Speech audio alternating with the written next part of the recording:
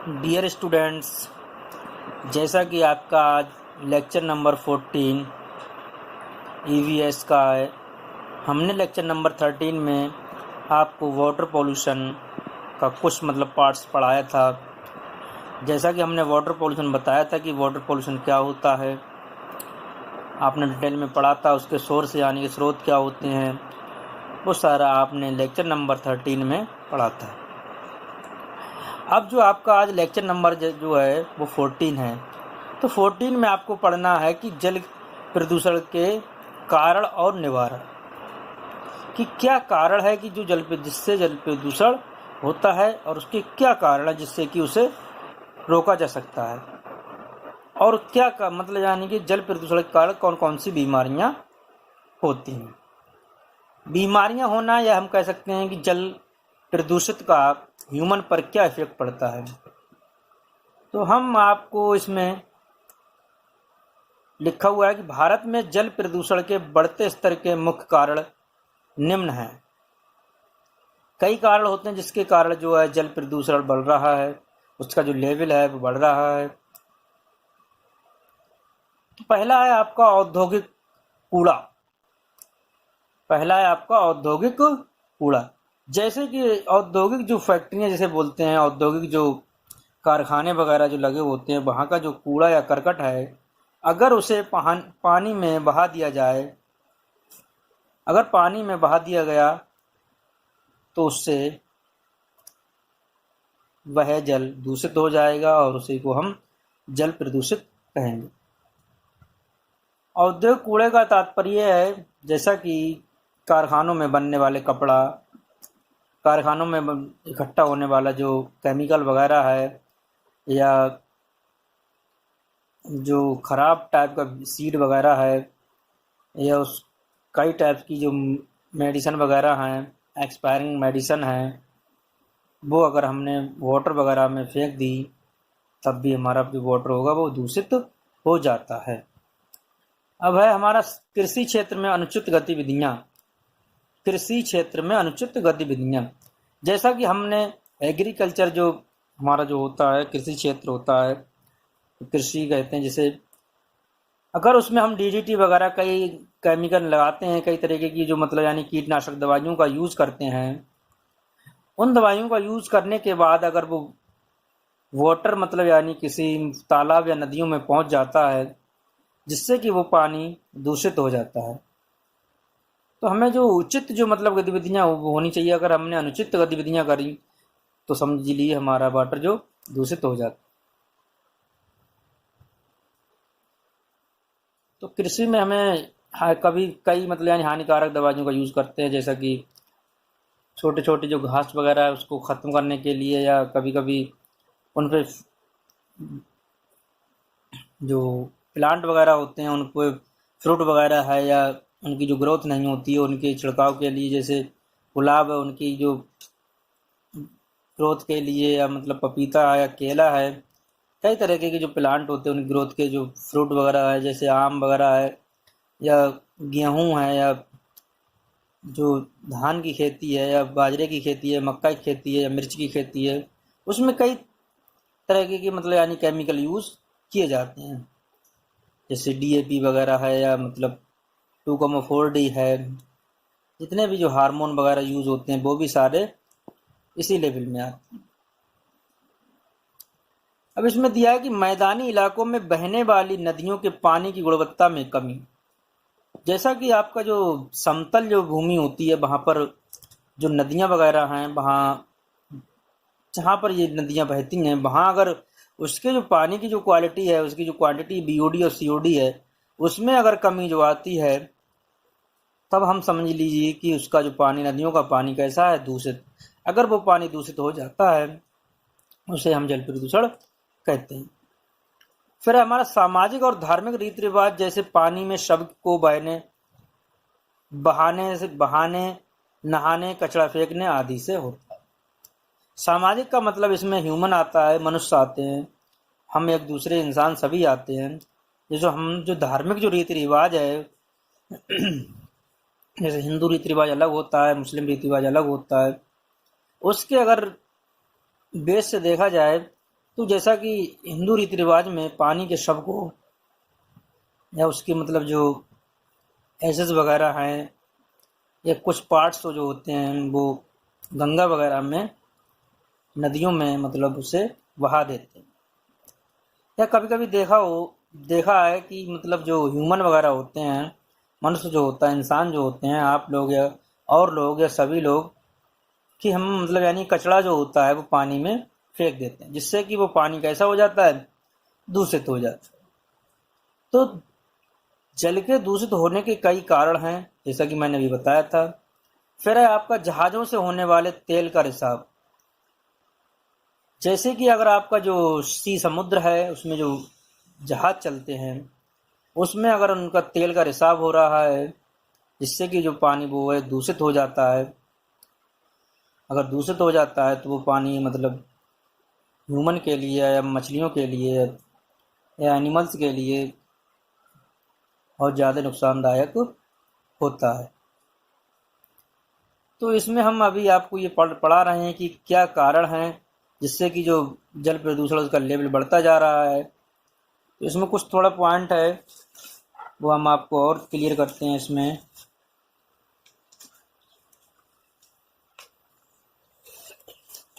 जैसा कि ये थोड़ा पार्ट दिया हुआ है, जिस देखिए क्या है ना कि जल प्रदूषण के मुख्य कारण निम्न है। इसमें भी थोड़ा समझ लीजिए और डिटेल में, जिससे कि आपका और क्लियर हो जाता है। इसमें लिखा है कि जल प्रदूषण में सर्वाधिक योगदान औद्योगिक संस्थानों का है। औद्योगिक संस्थानों में विसर्जित होने वाले अवशेष पदार्थ सामान्य रूप से नदी नालों में डाल दिए जाते हैं।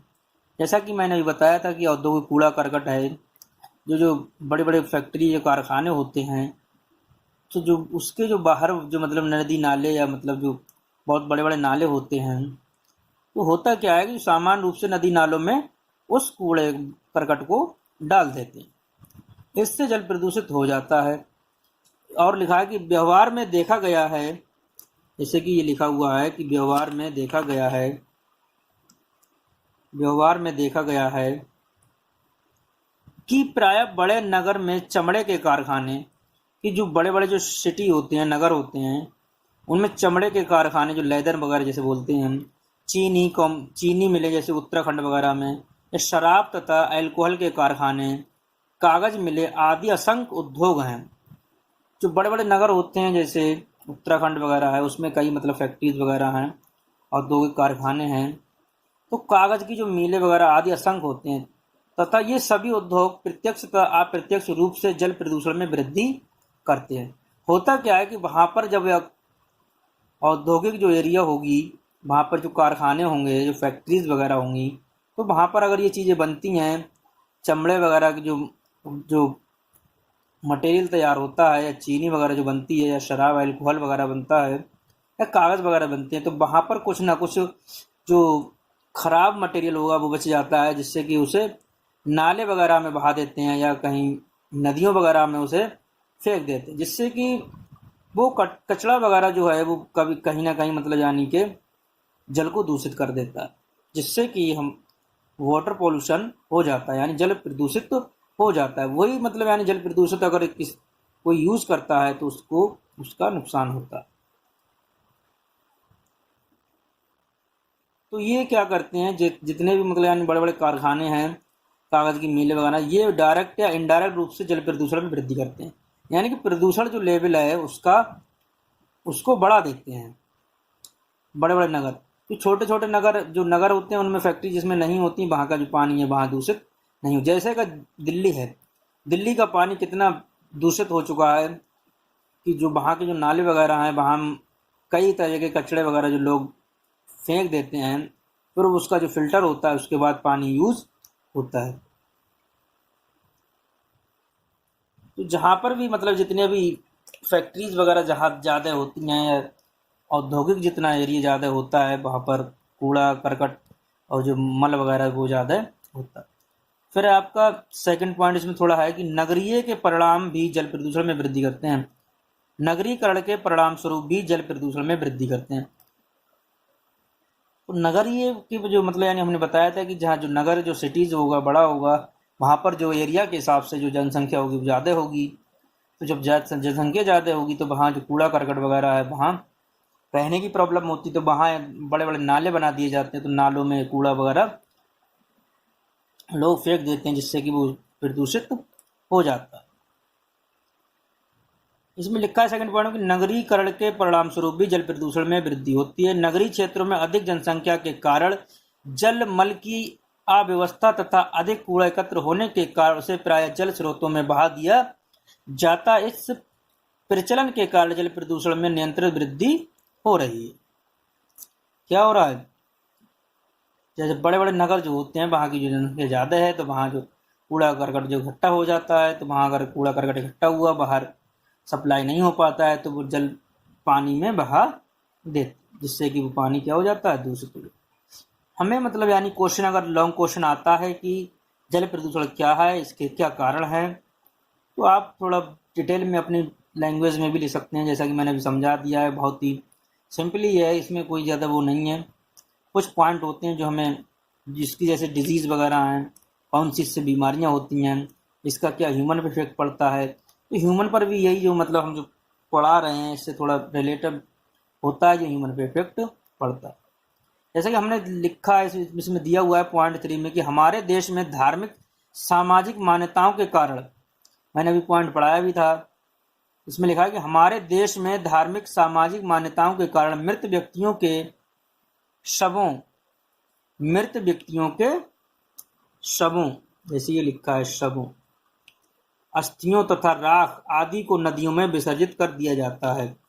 जैसा कि हिंदू रीति रिवाज में जो होता है, उसके जो शव होते हैं, मृत व्यक्तियों की डेड बॉडी जो होती है, शव जो अस्थियां, अभी जो कोरोना काल में ज़्यादा ऐसा देखने को मिला है, शवों अस्थियों तथा राख आदि को नदियों में विसर्जित कर दिया जाता है। इस प्रचलन के कारण नदियों का जो जल निरंतर प्रदूषित होता रहता है।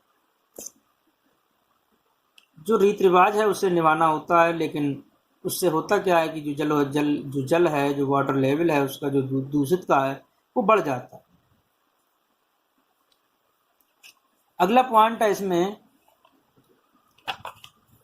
4th पॉइंट दिया हुआ, देखिए कि खेतों, उद्योगों तथा घरों में इस्तेमाल होने वाले कीटनाशक पदार्थ तथा रासायनिक उर्वरकों के कुछ भाग भी जैसे तैसे बहकर जल के मुख्य स्रोतों में पहुंच जाते हैं। इससे जल प्रदूषण में वृद्धि होती है। देखिए ये पॉइंट कितना कि बहुत ही ज़्यादा इम्पोर्टेंट करता है। जैसे कि खेतों, उद्योग तथा घरों में इस्तेमाल होने वाले कीटनाशक पदार्थ, जैसा कि घरों में जैसे कीटनाशक पदार्थों का यूज करते हैं लोग, जैसे मच्छर वगैरह भगाने के लिए, ये जो मक्खी वगैरह है, जो मतलब कीटनाशक पाउडर वगैरह जो यूज़ होता है, या खेतों में मतलब यानी छिड़काव के लिए जो यूज़ होता है, तो कीड़े वगैरह जो मिर्च वगैरह है या गेहूँ है, उसमें जो घास वगैरह, जैसे हम सादा भाषा में कहते हैं, उसे ख़त्म करने के लिए तो कीटनाशक दवाओं का यूज़ करते हैं। वो किसी कारण मतलब यानी कि जल के साथ बहकर मुख्य स्रोत, जैसे मुख्य स्रोत मतलब यानी कि तालाब या नदियों में पहुंच जाते हैं, जिससे कि वो जल प्रदूषित हो जाते हैं।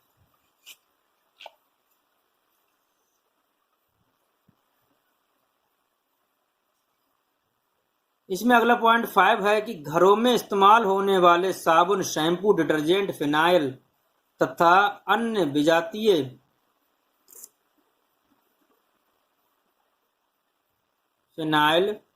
कुछ अन्य विजातीय तत्व भी नालियों के माध्यम से बहकर जल के मुख्य स्रोतों में मिल जाते हैं, जिससे जल प्रदूषण में वृद्धि होती है। समझिए इसे भी। इन्होंने कहा कि नंबर जो 5 पॉइंट है कि घरों में इस्तेमाल होने वाले, जैसा कि 5 पॉइंट ये दिया हुआ है, घरों में ये जल स्रोतों मनुष्य जी कहाँ गया 5 पॉइंट, घरों में इस्तेमाल होने वाले साबुन, शैम्पू, डिटर्जेंट, ये देखिए क्लियर दिख रहा है आपको, अभी ये दिखा है कि घरों में इस्तेमाल होने वाले साबुन, शैम्पू, डिटर्जेंट, फिनाइल तथा कुछ अन्य विजातीय तत्व भी नालियों के माध्यम से बहकर जल के मुख्य स्रोतों में मिल जाते हैं, जिससे जल प्रदूषण में वृद्धि होती है। आप इसका एक बार स्क्रीनशॉट ले लेंगे। इससे आप, अगर आपको, जैसे आपने एक बार समझ लिया और स्क्रीनशॉट ले लिया, उसे आप उसे अपनी भाषा में लिख सकते हैं।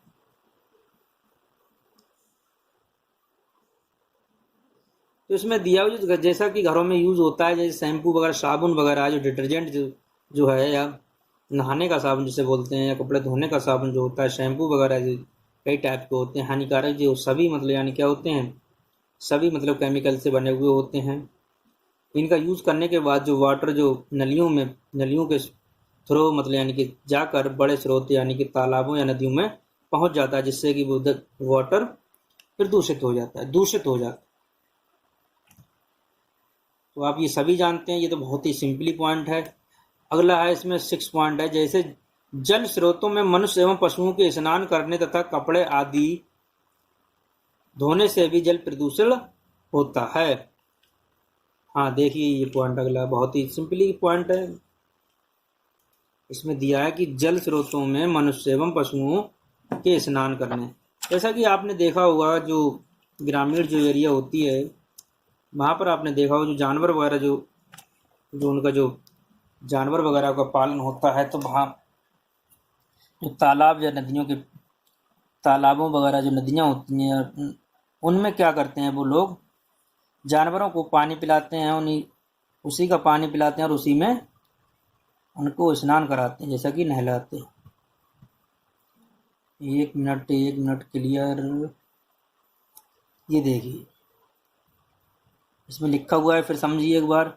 जल स्रोतों में मनुष्य एवं पशुओं के स्नान करने तथा कपड़े आदि धोने से भी जल प्रदूषण होता है। तो जैसा कि मतलब यानी वहाँ पर अगर जो तालाब वगैरह है या नदियाँ हैं, वहाँ कपड़े धोने से भी जल प्रदूषण होता है। अगला पॉइंट है 7, काफ़ी इम्पोर्टेंट पॉइंट है। समुद्र भी जल के बड़े स्रोत हैं। जैसा कि समुद्र आप सभी जानते हैं, मुंबई वगैरह वहाँ जो सब एरिया वो समुद्र का ही कहलाता है। समुद्र भी जल के बड़े स्रोत हैं। समुद्र में चलने वाली जहाज़ों से तेल, रिसाव, अगर वहाँ जो पानी के अंदर जो समुद्र में जो पानी है, उसके जो उसमें जो जहाज वगैरह चलते हैं, जो ऑयल से चलते हैं, जो तेल से चलते हैं, उनका अगर रिसाव होता है, या गंदगी का विसर्जन तथा तटों से जाने वाले प्रदूषक समुद्र के जल को प्रदूषित कर देते हैं। तो उसका जो जल जो ऑयल है वो पानी में मिक्स हो जाता है, जिससे कि वो पानी प्रदूषित हो जाता है। जो उनके चारों जो तट वगैरह जो किनारे वगैरह होते हैं, वहाँ प्रदूषक मतलब पदार्थ होते हैं, वो मिक्स हो जाते हैं, जिससे कि वो पानी प्रदूषित हो जाता है। फिर इसमें लिखा हुआ है कि विभिन्न रोगों के रोगाणु भी विभिन्न माध्यमों से जल में मिल जाते हैं। विभिन्न रोगों के रोगाणु का मतलब है, जैसा कि टाइफाइड है, मलेरिया है, पेचिस है, तो ये कई मतलब टाइप के बैक्टीरिया वायरस होते हैं जो उसमें वाटर में मिक्स होते हैं, जिससे कि वो वाटर को दूषित कर देते हैं। अगर उस मतलब यानी कि जो बीमारियां उत्पन्न करते हैं बैक्टीरिया वायरस जो वाटर में मिक्स हो जाते हैं, तो वो मतलब यानी कि ह्यूमन या एनिमल्स के लिए भी इफेक्ट डालते हैं।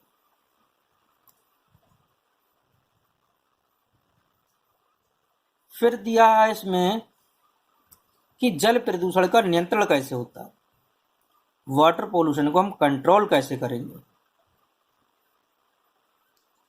वाटर पोल्यूशन का कंट्रोल, जैसा कि हमने अभी इसमें पॉइंट वाइज समझाया था, उसी को अगर हमने रोक दिया तो वो समझ लीजिए कंट्रोल होता है। जैसा कि इसमें है वाटर पोल्यूशन यानी जल प्रदूषण का नियंत्रण, अगर हमारे किसी के द्वारा थ्रो फैलता भी है तो उसका हम कंट्रोल भी करना जानते हैं। जैसा कि इसमें दिया कि जल प्रदूषण को नियंत्रित करने के लिए निम्नलिखित उपाय किए जा सकते हैं। कौन कौन से उपाय किए सकते हैं, जैसे कि नंबर 1, कूड़ा करकट, सड़े गले पदार्थ एवं मलमूत्र को शहर से बाहर गड्ढा खोद कर दबा देना चाहिए। वेरी गुड, बहुत ही अच्छा पॉइंट है ये। फिर समझिए आप, इसमें लिखा है कि फर्स्ट पॉइंट है कि कूड़ा करकट, सड़े गले पदार्थ एवं मलमूत्र को शहर से बाहर गड्ढा खोद कर दबा देना चाहिए। जैसा कि जो कूड़ा वगैरह जो कूड़ा वगैरह जो घरों में यूज होता है, इकट्ठा होता है, या सड़े गले पदार्थ होते हैं, जो मलमूत्र वगैरह है, जो उसे मतलब यानी कि कहीं जो बिल्डोजर वगैरह है, उससे जो जेसीबी जिसे हम कहते हैं, उससे अगर उसकी खुदाई करने के बाद उससे अगर कचड़े को अगर दबा दिया जाए, जिससे कि उस वाटर में ना मिक्स हो, या उससे जो कई गैसें निकलती हैं वो वायु में ना प्रेजेंट हों, अगर वो वही कूड़ा करकट या कचरा वाटर में मिक्स हो जाता तो वही मतलब जो तालाब वगैरह जो नदियाँ हैं उसमें वो उसकी जो क्वालिटी है वाटर की, उसे स्लो कर देता है या कम कर देता है, उसकी क्वांटिटी को कम यानी बीओडी को कम कर देता है। फिर है अगला पॉइंट इसमें, सीवर का जल पहले नगर से बाहर ले जाकर दोष रहित करना चाहिए, तत्पश्चात इसे नदियों में मिलाना चाहिए। हाँ ठीक, जैसा कि इसमें दिया हुआ है कि सीवर जो होते हैं, आप सभी जानते हैं सीवर, उसका जो गंदा वाटर होता है वो कह रहे हैं कि पहले नगर से बाहर ले जाइए, ऐसा मतलब सिस्टम बनाना चाहिए, जिससे कि वो जो सीवर का जो वाटर है उसे हम दोष रहित यानी कि जो उसमें जो अशुद्धियाँ या जो कूड़ा वगैरह जो उसमें कचरा वगैरह मिक्स है, जो केमिकल वगैरह मिक्स है, या उससे जो हानिकारक पदार्थ मिक्स हैं, उसे फिल्टर करना चाहिए। फिर उसके बाद उसे मतलब नदियों में मिला देना चाहिए, जिससे कि नदी का पानी स्वच्छ होता है। आप सभी जानते हैं नदी का पानी सबसे अच्छा पानी माना जाता है, क्योंकि उसमें बैक्टीरिया नहीं पाया जाता। क्योंकि उसमें जो बैक्टीरिया जो होता है, जो बैक्टीरियोफेज होता है, बैक्टीरियोफेज बैक्टीरिया वो छोटे छोटे बैक्टीरियों को खा लेता है, इसीलिए नदियों का पानी शुद्ध माना जाता है। ये बहुत पॉइंट कई बार पूछा भी गया है कि नदियों का पानी शुद्ध क्यों होता है, तो हम कह सकते हैं जो बैक्टीरियोफेज जो होता है, वायरस जो जीवाणु होता है, वो छोटे छोटे जीवाणु या उन्हें खा लेता है, जिससे वो नदियों का पानी शुद्ध रहता है, उसमें कोई बैक्टीरिया वायरस नहीं पाया जाता। फिर और लिखा है कि इसमें कि औद्योगिक संस्थानों से निकलने वाले दूषित जल तथा अपशिष्ट पदार्थों का शुद्धिकरण अवश्य किया जाना चाहिए। हाँ देखिए, जैसा कि जो औद्योगिक जो मैंने बताया था, फैक्ट्री जो कारखाने उससे निकलने वाले दूषित जल है, उनसे भी जो वाटर निकलता है, जो फैक्ट्री वगैरह होती हैं, जो सप्लाई जो वाटर का यूज होता है, जो वाटर से कई वर्क होते हैं वाटर से, तो उनसे जो गंदा पानी निकलता है या कचरा वगैरह होता है, उन्हें थर्ड पॉइंट है इसमें देखिए औद्योगिक संस्थानों में निकलने वाले दूषित जल तथा अपशिष्ट पदार्थों का शुद्धिकरण अवश्य किया जाना चाहिए।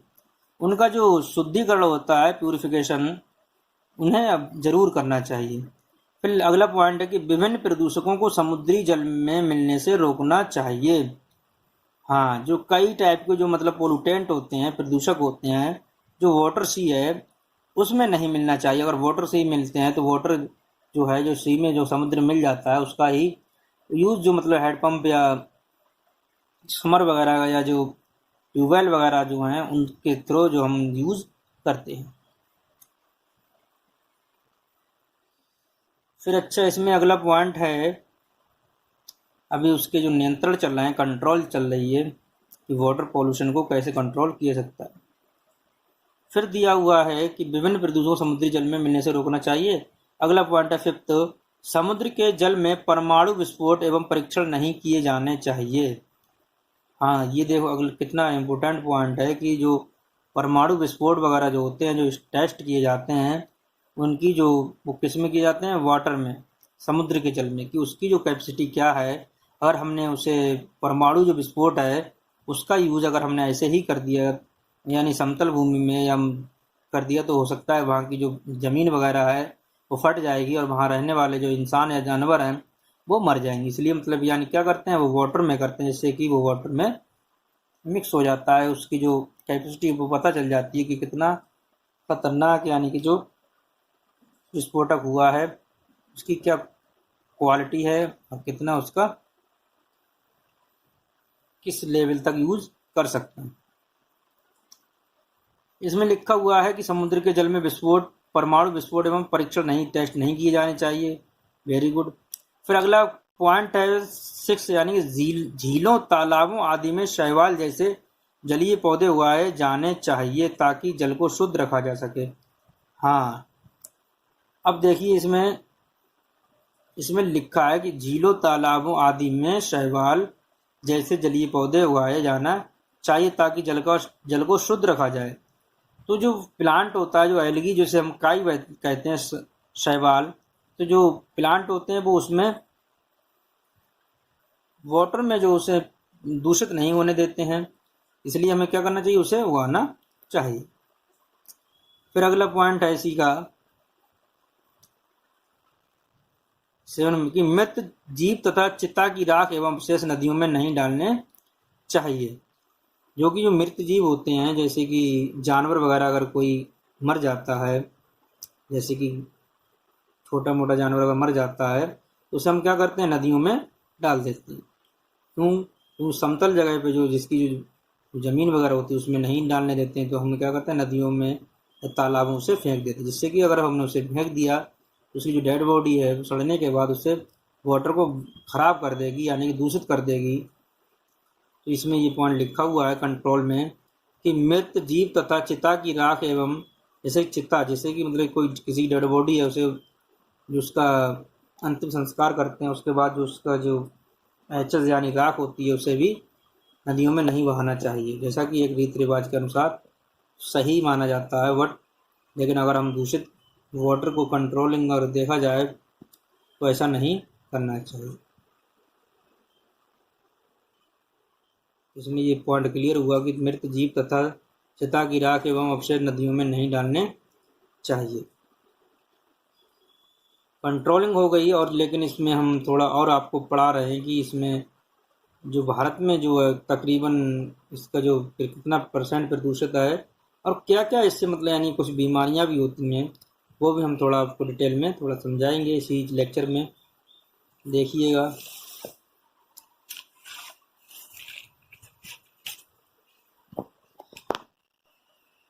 देखिए नोट है आपका, बहुत इम्पोर्टेंट नोट है ये। एक मिनट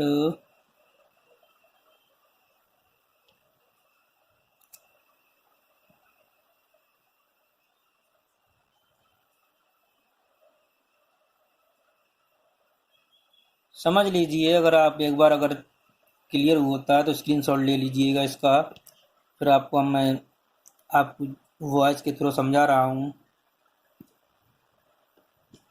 जैसा कि इसमें लिखा हुआ है नोट में कि भारत में तकरीबन 70% जल प्रदूषित है। 100 में 70% जो वाटर है वह इंडिया में वो दूषित हो चुका है, लेकिन जो 30% है वो दूषित नहीं है। तो इसमें लिखा है कि जिसकी वजह से पानी की गुणवत्ता के सूचकांक में भारत 122 देशों में से 120वें स्थान पर है। यानी कि इतना मतलब वाटर पोल्यूशन बढ़ गया है इंडिया के अंदर, कुछ बड़े बड़े नगरों के कारण जिनका जो लेवल बढ़ा दिया है, जैसे दिल्ली वगैरह, मुंबई वगैरह है, इन बड़े बड़े नगरों ने वाटर लेवल जो वाटर पोल्यूशन का जो लेवल है, दूषित वाटर का जो लेवल है वो बढ़ा दिया है। तो कहने का मतलब है 70% वाटर इंडिया में दूषित है, और जो उसकी जो दूषित जो लेवल है उसका जैसे कि 122 अगर देशों में देखा गया है तो 120वें नंबर पे मतलब यानी कि इंडिया है।